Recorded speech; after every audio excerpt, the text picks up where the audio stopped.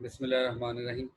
अच्छा, last time हम confidence interval find out करना सीखा था और हमने उसमें डिफरेंट उसके केसेस देख रहे थे। उसमें इसमें हमें सिग्मा की वैल्यू यानी स्टैंडर्ड एविएशन की जो वैल्यू है वो हमें पता होती थी।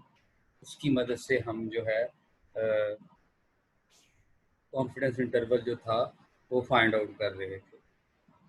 आज हम देखेंगे कि जब हमें पॉपुलेशन का स्टैंडर्ड एविएशन मालूम नहीं है, और यूजुअली इसी तरह ही होता है कि जो हमारा कह लें कि एप्लीकेशन है, रियल लाइफ प्रॉब्लम्स हैं, उसमें हमें सिग्मा की वैल्यू मालूम नहीं होती। स्टार्ट करते हैं जी। ठीक है, कॉन्फिडेंस इंटरवल हमने फाइंड आउट करना है पॉपुलेशन मीन के हवाले से। ठीक है,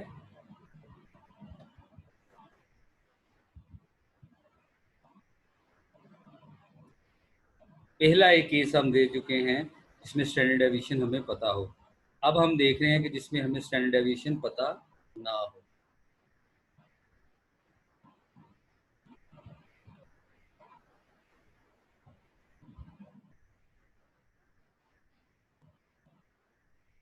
अच्छा, ये सवालात हैं जिनकी मदद से हम जो है ये जो ऑप्शन के do you ever truly know sigma, क्या आपको हमेशा जो है वो स्टैंडर्ड डेविएशन का मालूम होता है, पता होता है? तो इसका जवाब है कि नहीं, प्रोबेबली नॉट, लाजमी नहीं है कि हमें पता हो। In virtually are real world business situation sigma is not known. जो रियल वर्ल्ड जितनी भी सिचुएशंस हैं उसमें हमें सिग्मा की वैल्यू, स्टैंडर्ड डेविएशन की वैल्यू मालूम नहीं होती। इसी तरह if there is a situation where sigma is known then mu is also known. तो अगर स्टैंडर्ड डेविएशन हमें पता है तो फिर तो हमें म्यू भी पता होगा। तो फिर हमें ज़रूरत क्या है फिर कॉन्फिडेंस इंटरवल फाइंड आउट करने की? लिहाजा जो रियल वर्ल्ड प्रॉब्लम है उसमें हमारे पास ये है कि हमें म्यू नहीं पता होता, और अगर म्यू पता है फिर तो ज़रूरत ही नहीं है कॉन्फिडेंस इंटरवल फाइंड आउट करने की। Population mu Samraj population mean अगर हमें पता हो तो हमें फिर ज़रूरत ही नहीं है कि हम फाइंड आउट कर सकते। पिछले जितने भी क्वेश्चन थे या एग्जाम्पल थी वो एक किस्म का काउंटर चेक था ये देखने के लिए कि हम जो मेथड या जो कॉन्फिडेंस इंटरवल फाइंड आउट कर रहे हैं ये इस तरह निकालना ठीक भी है या गलत है। तो वो हमारा तरीक़ेकार कॉन्फिडेंस इंटरवल फाइंड आउट करने का वैलिड था। तो अब इनको यूँ कह लें कि रियल वर्ल्ड प्रॉब्लम्स के ऊपर जो है हम इनको इम्प्लीमेंट करने लगे।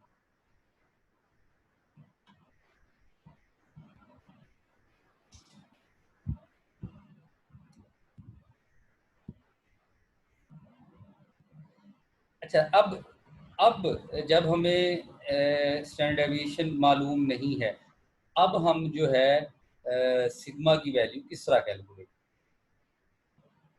ठीक है, या उसके लिए उसका मुतबादिल क्या यूज़ करें, उसका सब्स्टिट्यूट क्या होगा हमारे पास? तो if the population standard deviation sigma is unknown we can substitute the sample standard deviation. अब हम क्या करेंगे कि जो सैंपल की स्टैंडर्ड डेविएशन है, जो हम सैंपल लेके एक्सपेरिमेंट कर रहे हैं या जिनकी जिस सैंपल की मदद से हम कॉन्फिडेंस इंटरवल फाइंड आउट करने की कोशिश कर रहे हैं, उसकी स्टैंडर्ड डेविएशन ले लेंगे। वहाँ सिग्मा लिखा था, यहाँ एस लिखा हुआ है। मैं बार बार बताया है कि सैंपल के लिए जो पैरामीटर्स हैं, स्टैटिस्टिकल पैरामीटर्स जो हैं, वो सारे के सारे इंग्लिश वर्ड्स में लिखे जाते हैं कैपिटल में, और पॉपुलेशन के लिए सारे के सारे जो वर्ड्स हैं पैरामीटर्स के लिए जो सिंबल्स यूज़ की जाती है वो ग्रीक होती है, ग्रीक लेटर होते हैं, म्यू होगा, सिग्मा होगा। ठीक है, अच्छा, तो हम एस को सब्स्टिट्यूट कर देंगे। अब एस को जब सब्स्टिट्यूट करेंगे, क्या ये इनफ होगा या हमें मज़ीद कुछ और करना पड़ेगा? सो जब हम सैंपल का जब हम लेंगे स्टैंडर्ड डेविएशन, तो उससे एक्स्ट्रा अनसर्टेनिटी आ जाएगी। अनसर्टेनिटी से मुराद गैर यकीनी सूरत हाल, यानी हम हमारा जो कॉन्फिडेंस यानी जो ये कॉन्फिडेंस होता है कि इसमें लाजमी आएगा, ये इतने हिस्से में आएगा, तो अनसर्टेनिटी यानी ना गलती का एहतमाल ज़्यादा हो सकता है। अनसर्टेनिटी है, गैर यकीनी है, आप यकीन से नहीं कह सकते कि इस कॉन्फिडेंस इंटरवल के अंदर जो है वो पॉपुलेशन मीन पाई जाती है। ठीक है। सो जो इसका मतलब है कि जो सैंपल का साइज है उसको लेने से, उसको स्टैंडर्ड डेविएशन के, तो सैंपल स्टैंडर्ड डेविएशन को फार्मूला में यूज़ करने से लाजमी नहीं है कि सिर्फ उससे गुजारा नहीं होगा, कुछ और भी करना पड़ेगा। और क्या करना पड़ेगा? अब हम क्या कह रहे हैं, वो यूज़ टी डिस्ट्रीब्यूशन। ठीक है, टी डिस्ट्रीब्यूशन यूज़ करेंगे instead of normal distribution. Normal distribution को जी से लिखा जाता है। अगर ये इधर लिखा हुआ नज़र आ रहा है तो काइंडली मैसेज कर दें, वरना मैं स्लाइड के ऊपर ही लिखूँ। नॉर्मल डिस्ट्रीब्यूशन को जी से लिखा जा रहा है।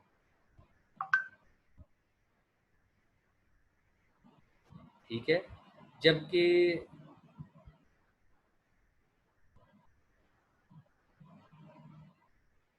जबकि टी डिस्ट्रीब्यूशन को जो है वो स्मॉल टी से यूज़ किया जाता है। तो जब कैलकुलेशंस की जाती हैं तो जेड अल्फ़ा बाय 2 लिखा जाता है, इसमें अल्फ़ा बाय 2 लिखा जाता है, साथ में डिग्री ऑफ फ्रीडम भी ली जाती है, साथ में डिग्री ऑफ फ्रीडम भी ली जाती है। तो कोमा लगा के से सैंपल का साइज अगर n है, सैंपल का साइज n है, तो यहाँ पे n-1 लिखा जाएगा। इसको डिग्री ऑफ फ्रीडम कहते हैं। जो सैंपल साइज हो उससे एक कम को डिग्री ऑफ फ्रीडम बोला जाता है।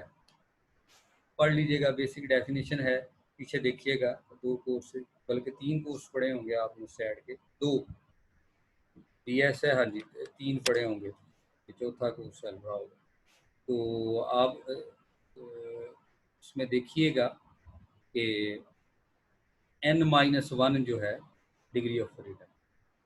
तो नॉर्मल डिस्ट्रीब्यूशन की सूरत में डिग्री ऑफ फ्रीडम की ज़रूरत नहीं है, टी डिस्ट्रीब्यूशन की शक्ल में की सूरत हाल में डिग्री ऑफ फ्रीडम की ज़रूरत है। और इसका उसी तरह जिस तरह डिस्ट्रीब्यूशन के टेबल है, जी डिस्ट्रीब्यूशन नॉर्मल डिस्ट्रीब्यूशन का टेबल है, इस तरह टी डिस्ट्रीब्यूशन के भी टेबल होते हैं बुक के अंदर, और उसमें डिग्री ऑफ फ्रीडम्स भी लिखे होते हैं। अच्छा, क्या टी डिस्ट्रीब्यूशन लेने से गुजारा हो जाएगा हमारा?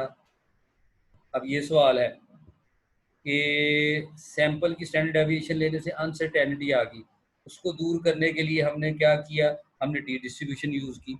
तो क्या हमारा इससे गुजारा हो जाएगा? तो आमतौर पे जो टी डिस्ट्रीब्यूशन है वो सैंपल साइज लेस देन 30 के लिए यूज़ की जाती है। सैंपल का साइज यानी n की वैल्यू 30 से बिलो हो। इस केस में या इस सूरत हाल में सैंपल का साइज 30 से ज़्यादा ले सकते हैं, और वो सजेस्ट भी यही करेगा कि 30 से ज़्यादा लें, ताकि जो अनसर्टेनिटी है उसको कवर किया जा सके। नेक्स्ट देखते हैं।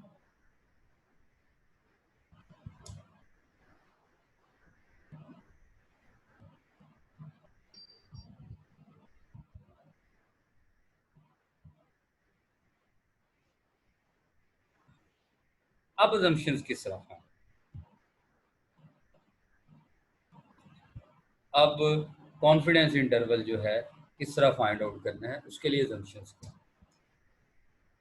अब हमारे पास क्या क्या चीज़ें होनी चाहिए कॉन्फिडेंस इंटरवल फाइंड आउट करने के लिए? अब म्यू है, पॉपुलेशन के लिए कॉन्फिडेंस इंटरवल फाइंड आउट करना है।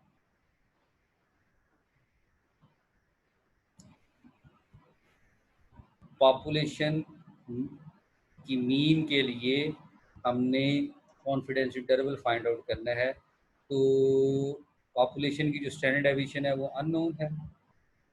पॉपुलेशन इज नॉर्मली डिस्ट्रीब्यूटेड, ठीक है, नॉर्मल डिस्ट्रीब्यूशन है, और हम जी डिस्ट्रीब्यूशन यूज नहीं करेंगे। अगर नॉर्मल नहीं है तो लार्ज सैंपल, अगर नॉर्मल है तो लेस देन 30 से गुजारा हो जाएगा। N less than 30, sorry n, एक मिनट, अगर नॉर्मली डिस्ट्रीब्यूटेड है तो ये एन की वैल्यू जो है 30 से अबव, वो ठीक है, स्मॉल सैम्पल साइज भी चल जाएगा। लेकिन अगर पॉपुलेशन नहीं नॉर्मल है तो लार्ज सैम्पल साइज लेना है, 100 200 इस तरह जो है वो जो है वो, तो क्या बोलते हैं उसे, वेरिएबल, डिस्क्रीट, रैंडम वेरिएबल। तो रैंडम वेरिएबल की जो वैल्यूज हैं, ठीक है, वो 100 से ज़्यादा होंगे। और use students T distribution use करनी चाहिए, और उसका ये फार्मूला है। इसके बारे में लिखा हुआ है, टे alpha by 2 is the critical value of T distribution with n-1 degree of freedom, ठीक है, और ये टू टेल के लिए ही है, ठीक है। कॉन्फिडेंस इंटरवल मैंने लास्ट टाइम भी बताया था, टू टेल होमवर्क दिया था, कहा था जहमत कीजिए कि या देखिए कि आपका जो है जो डिग्री ऑफ फ्रीडम जो वन टेल और टू टेल क्या होता है। डिग्री ऑफ फ्रीडम भी लास्ट टाइम कहा था कि देखिएगा, और अब भी जो था बता रहा हूँ, पता नहीं आप लोगों ने देखा है या नहीं देखा है, डोंट नो कि टू टेल क्या होता है और डिग्री ऑफ फ्रीडम क्या होता है, ठीक है। नेक्स्ट वीक लाजमी होमवर्क चेक होगा इस हवाले से, इसको जहन में रखिए। ये फार्मूला आ गया, और इसमें एज सच जो था सिग्मा की जगह एस आ गया, और जी की जगह टी अल्फा बाय 2 आ गया, साथ में डिग्री ऑफ फ्रीडम आ गया। बाकी फर्दर कोई कैलकुलेशंस में कोई ये दो चेंजेस जो हैं, जो हमारा स्टैंडर्ड कॉन्फिडेंस इंटरवल फाइंड करने का पहले वाला फार्मूला था, ये इसमें चेंजेस हैं उस हवाले से।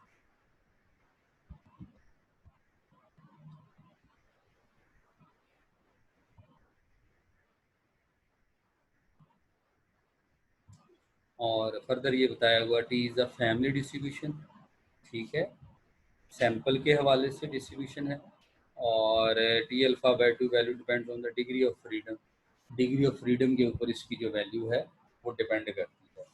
और नंबर ऑफ ऑब्जर्वेशंस क्या लें, रैंडम वेरिएबल्स की एलिमेंट्स क्या लें, सैंपल साइज क्या लें, ठीक है, और जो सैंपल का साइज होता है उससे एक कम को डिग्री ऑफ फ्रीडम।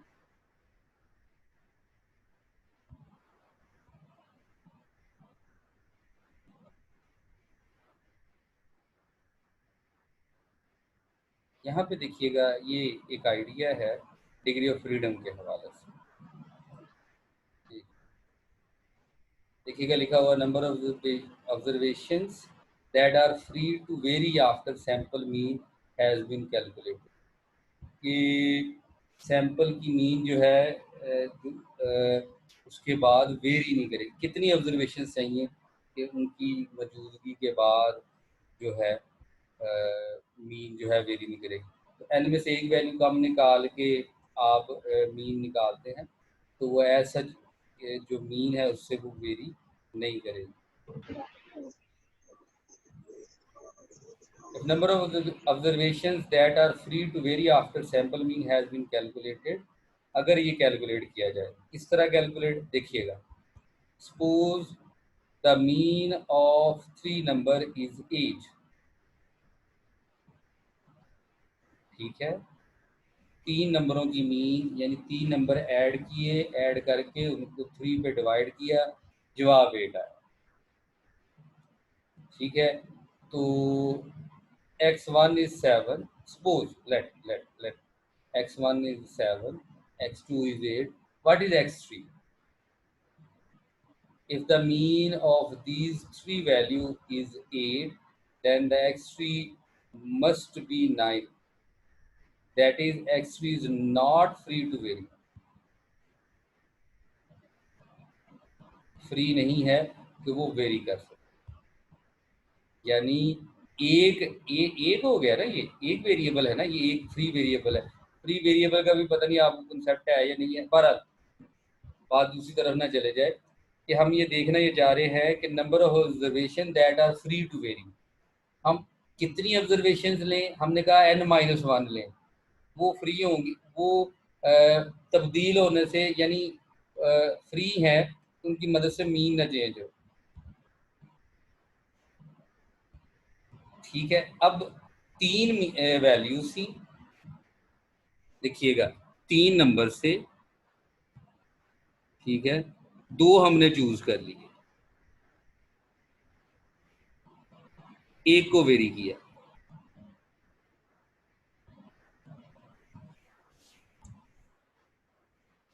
ठीक है, तो if the mean of these 3 values 8, ठीक है, तो इनकी मीन जो है 8 लाने के लिए ये मस्ट है कि ये 9 हो। इसका मतलब है ये फ्री नहीं रहा। ठीक है, और अगर देखें है n is 3, so degree of freedom is n-1 is 2। 2 values can be any number. तो ये वाले जो 2 हैं ये कुछ भी ले सकते हैं, और उसकी मदद से जो है आखिरी वाला जो है हम कैलकुलेट कर सकते हैं। ये मतलब है इसका।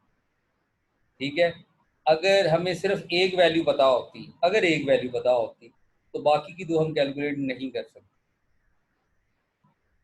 कर सकते थे तो बता दें।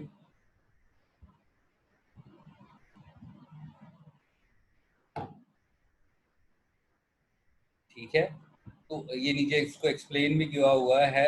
here n is 3, so degree of freedom is n-1, that is 2. 2 values can be any number। ठीक है, तो 2 वैल्यू, सारी वैल्यूज हम अपनी मर्जी से नहीं ले सकते, वो ये कहना चाह रहा है। कितनी वैल्यूज हम अपनी मर्जी से ले सकते हैं? n-1 अपनी मर्जी से ले सकते। बात समझ आ रही है कि 3 थी, उनमें से 2 हमने अपनी मर्जी से ली। अगर 10 होती तो उनमें से 11 हम अपनी मर्जी से लेते, सॉरी 9 अपनी मर्जी से लेते, और जो आखिरी थी वो कैलकुलेट होता। ठीक है, तो जितनी चीजें हम अपनी सारी, अगर मीन पता हो, डिग्री ऑफ फ्रीडम से क्या मुराद है कि सारी वैल्यूज हम अपनी मर्जी से नहीं ले सकते। तो सर 9 कैसे आया है अब? 9 कैसे आया, ये देखें, उसने बताया कि इसकी एवरेज जो है वो 8 है। अब एवरेज किस तरह कैलकुलेट करते हैं, जरा तवज्जो रखिएगा। x1 प्लस x2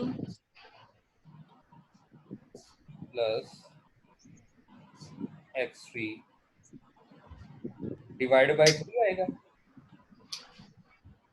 3 आएगा ना, अगर 2 यस, अगर 3 वैल्यूज हैं तो 3 आएगा। 3 ही है ना, 3 वेरिएबल है, 3 आएगा। जी ठीक है, और यहाँ पे जवाब उसने दे दिया हुआ 8 है। ठीक हो गया, ठीक हो गया जी। ठीक है, तो जी जी अब आगे समझ। 2 वैल्यूज हमें पता है, तीसरी कैलकुलेट हो गई। ठीक है, तो जितना सैंपल साइज हो, ठीक है, तो उसमें जो वैल्यूज जी हैं उसमें हमारा जो चांसेस है फ्री, जो ऑब्जर्वेशन जो हमारी फ्री हैं, जिनकी मदद से मीन चेंज नहीं होगी, वो n-1 है। n की n आप कहेंगे फ्री है तो वो गड़बड़ करेगा। ठीक है।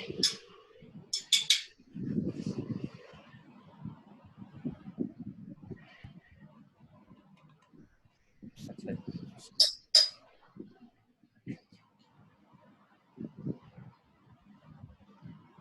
अब देखिएगा टी डिस्ट्रीब्यूशन में और जी डिस्ट्रीब्यूशन में फ़र्क जो होता है, लेकिन होता क्या है कि जो टी डिस्ट्रीब्यूशन है ये जी में कन्वर्ट हो जाती है एज एन इंक्रीज। एन की वैल्यू आप बढ़ाते जाएं तो ये बड़ा होता जाता है।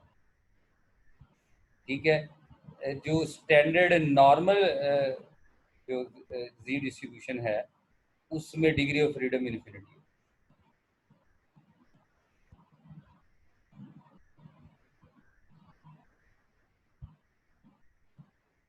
ठीक है जी।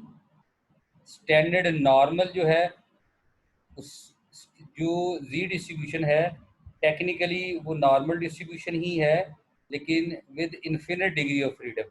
इन्फिनिट से मुराद है कि जहाँ पे हम अब जो मर्जी एक्सपेरिमेंट कर, अपनी मर्जी से जो है जो मर्जी वैल्यू ले सके, कर सके।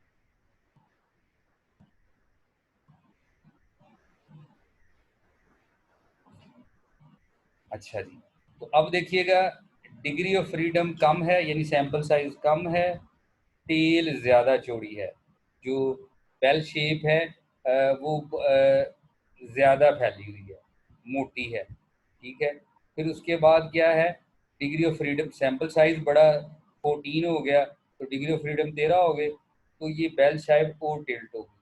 और सैंपल साइज बढ़ाएंगे तो वो नॉर्मल को जाके मीट कर जाए।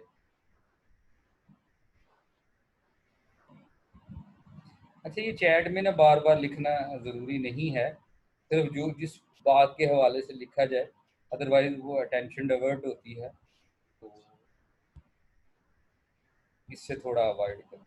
आपको ये पता होना चाहिए चैट सारी सेव होती है, तो बाद में हमें पता लग जाता है किससे, ठीक है, कौन किसको क्या मैसेज कर रहा है ये भी पता चलता है।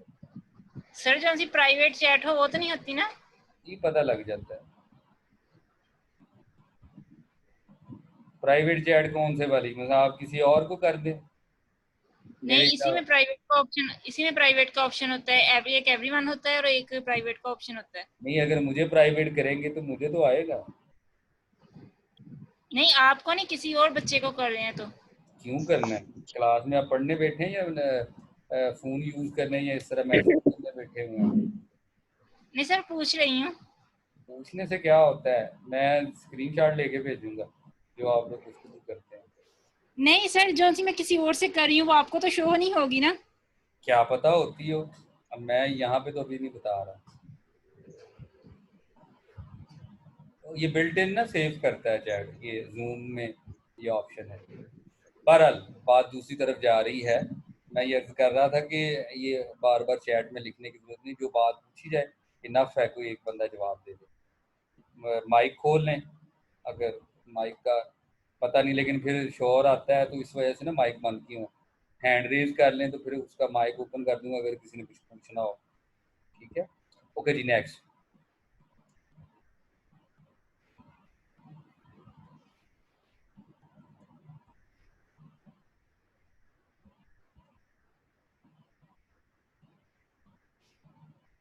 अच्छा जी, ये जो है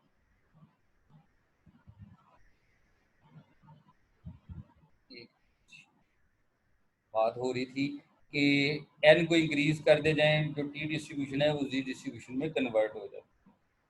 ठीक है, तो यहाँ पे देखिएगा ये .10 लिखा हुआ है, 10% डिग्री ऑफ फ्रीडम के हवाले से ये एक टेबल हमारे पास सामने है। ठीक है, ये टी डिस्ट्रीब्यूशन का टेबल है कि एन इज इक्वल टू 3 है, डिग्री ऑफ फ्रीडम 2 है, अल्फा की वैल्यू 0.10 है, यानी 0.05 दो साइड बनी, तो 10 से मुराद है 10%, यानी 90% रीजन में आप कॉन्फिडेंस इंटरवल बताना। ठीक है, तो ये यहाँ पे ना उसने ये डिग्री ऑफ फ्रीडम इधर लिखा हुआ है। ठीक है, ये डिग्री ऑफ फ्रीडम है। ठीक है, इसको इधर ना रीड कीजिएगा इसलिए ब्लू कलर रखा हुआ, और ये लिखा हुआ है 10, लेकिन हमने तो अल्फा बाई 2 के लिए वैल्यू कैलकुलेट करनी है। ये 10 है, ये 0.5 है, ये 0.25 है, ये 95 के लिए जो हाफ बनेगा वो ये वाला बनेगा।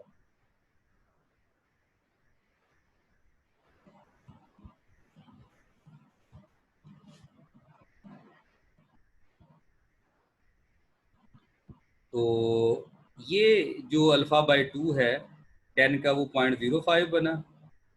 ठीक है, और डिग्री ऑफ फ्रीडम 2 है तो यहाँ पे आके वैल्यू मैच हुई 2.920। तो राइट साइड पे ये 2. 920 और लेफ्ट साइड पे माइनस, उसी तरह ये 2 टेल ना इस तरह बन जाएगा। तो अब ये हमारे पास जो है टी डिस्ट्रीब्यूशन का टेबल बन गया।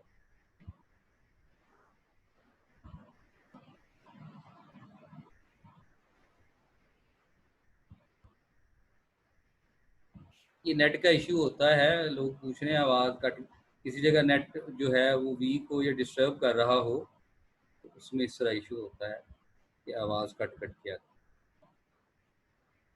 12 सर जी जी सर आवाज कभी कम आ रही है, कभी कट के, फिर मेरा नेट इशू है। हाँ जी हाँ जी।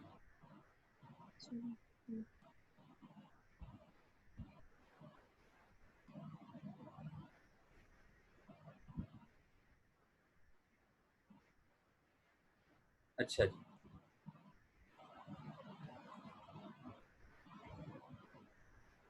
Select the T distribution value, ये with the comparison to the G value.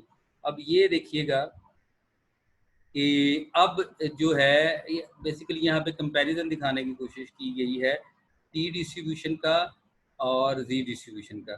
10 degree of freedom है, कॉन्फिडेंस 80% है, कॉन्फिडेंस लेवल 80% है। तो 10 डिग्री ऑफ फ्रीडम के साथ जवाब आएगा 1.372, 20 डिग्री ऑफ फ्रीडम के साथ जवाब आएगा 1.325, 30 डिग्री फ्रीडम के साथ जवाब आएगा 1.31 और जी डिस्ट्रीब्यूशन में जवाब आएगा 1.28। इसका मतलब ये है कि डिग्री ऑफ फ्रीडम बढ़ते जाएंगे तो ये आपस में बराबर होते जाएंगे, अप्रॉक्सीमेटली एक दूसरे के बराबर होते जाएंगे। ठीक है, 90% कॉन्फिडेंस इंटरवल हो, ये उसकी वैल्यूज कंपेयर की हैं।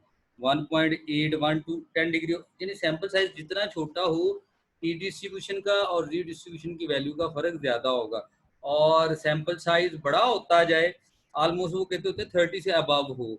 ठीक है, लेकिन इसमें फिर इससे बड़ा भी ले सकते हैं ताकि हमारा जो जवाब है अगर डिस्ट्रीब्यूशन नॉर्मल नहीं है तो जी डिस्ट्रीब्यूशन के करीब होता जाए।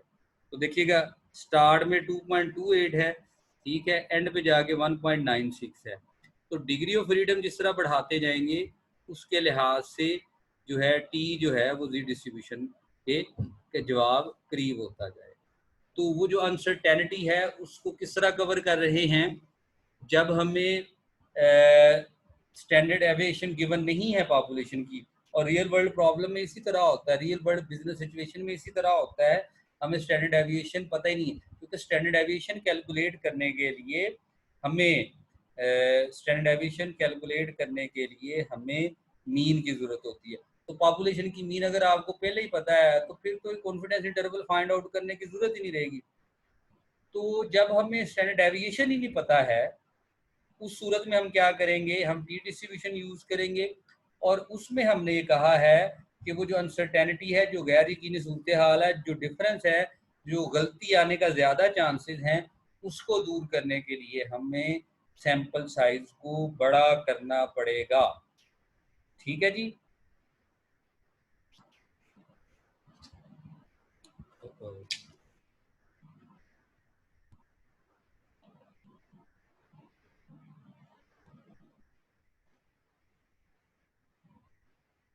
ठीक है, और ये टी के लिए जो है हमारे पास एक एग्जाम्पल आ गई है। अब देखिएगा, एक ये एग्जाम्पल है, कॉन्फिडेंस इंटरवल फाइंड आउट करना है टी डिस्ट्रीब्यूशन के हवाले से।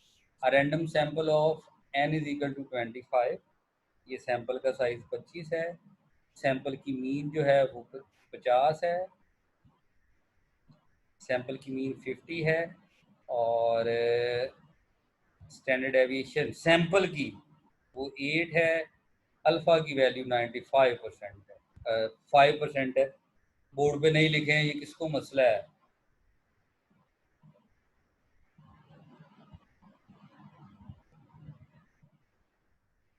uh, 95% जो है कॉन्फिडेंस इंटरवल फाइंड करना है, म्यू के लिए फाइंड आउट करना है 95% कॉन्फिडेंस लेवल, 25 वैल्यू है जी। ठीक है, डिग्री ऑफ फ्रीडम 24 हो गया, टी अल्फा बाई 2.25 के लिए डिग्री ऑफ फ्रीडम 40 हो तो जवाब जो है टेबल से ये लिखा हुआ, ये टेबल से लिखा हुआ है 2.063 2.0639। तो इस वैल्यू को उठा के इस फार्मूले के अंदर प्लग किया, इसके अंदर पुट किया, तो 50 जो थी वो मीन थी सैंपल की, प्लस माइनस फार्मूले का, आगे वैल्यू आ गई, 8 आ गया, 25 आ गया, कैलकुलेट किया, प्लस किया तो ये 53.302 आ गया, माइनस किया तो जवाब ये आ गया। ये टी डिस्ट्रीब्यूशन के लिए अभी भी सैंपल साइज 25 है। और बेहतर करने के लिए जो है जो ऑब्जर्वेशन है वो यही है कि n का जो साइज है इससे ज़्यादा होना चाहिए।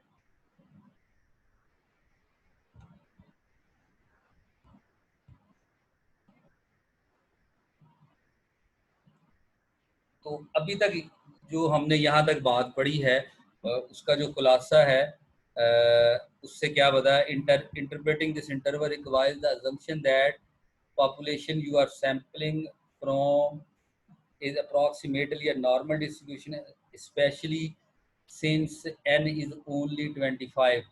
तो n 25 है, जवाब इसका तभी मुनासिब और ठीक होगा अगर ये नॉर्मली डिस्ट्रीब्यूटेड है डाटा। अगर नॉर्मली डिस्ट्रीब्यूटेड नहीं है और n का साइज 25 है यानी 30 से बिलो है तो बहुत ज़्यादा चांसेस हैं कि गलती हो जाए, उस एरिए में जो है जवाब ना आए। This condition can be checked by creating normal, ये आगे वो है ग्राफ का सॉफ्टवेयर कुछ इस तरह के होते हैं स्टैट्स के, जिसमें जो है ये गिवन डाटा हो तो उससे वो ग्राफ दे देता है और उससे अंदाज़ा हो जाता है कि डाटा नॉर्मली डिस्ट्रीब्यूटेड है या नहीं है। अभी तक जो यहाँ तक पढ़ा है उसके हवाले से कोई बात पूछनी हो तो आप लोग पूछ सकते हैं। मैं अनम्यूट का ऑप्शन देता हूँ आपको।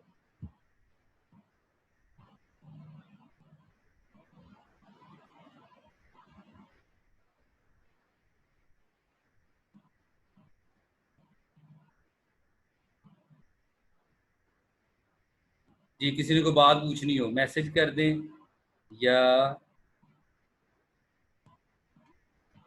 अनम्यूट करके पूछ सकते हैं, कोई बात पूछनी हो यहाँ तक, बाकी अगली बात फिर अगली क्लास में।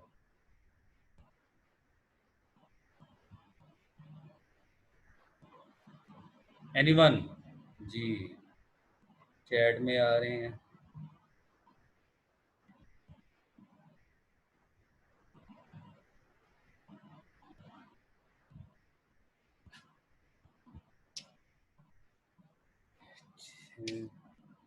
किसी ने कुछ नहीं पूछना है?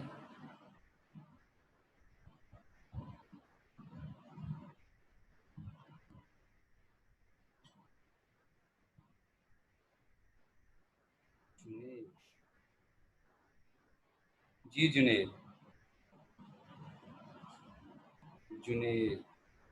जी यार।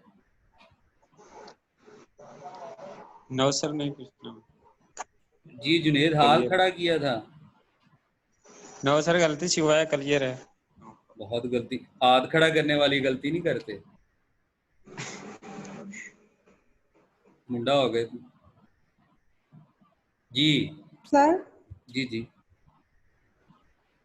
जी बोल रहे हैं। सर ये जो आप एग्जांपल्स करवा रहे हैं, इस तरह के जो क्वेश्चंस हैं वो एक्सरसाइज में होंगे, वो हमने करने हैं या फिर? देखिए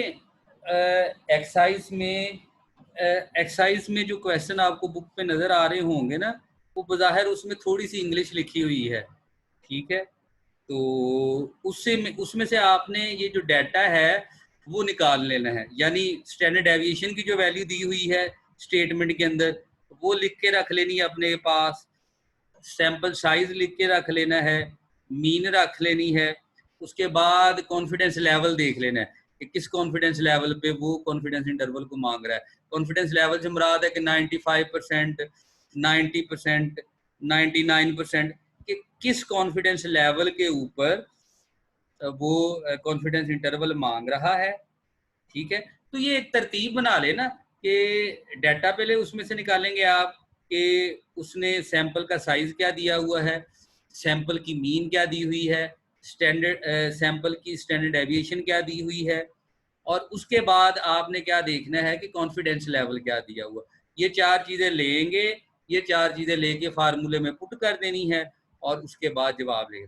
कॉन्फिडेंस लेवल से आपने उसमें टेबल अलग से बना हुआ है, 4-5 वैल्यूज़ हैं कॉन्फिडेंस लेवल के हवाले से, उसने 4-5 वैल्यूज़ दी हुई हैं, उनको आप याद कर लें।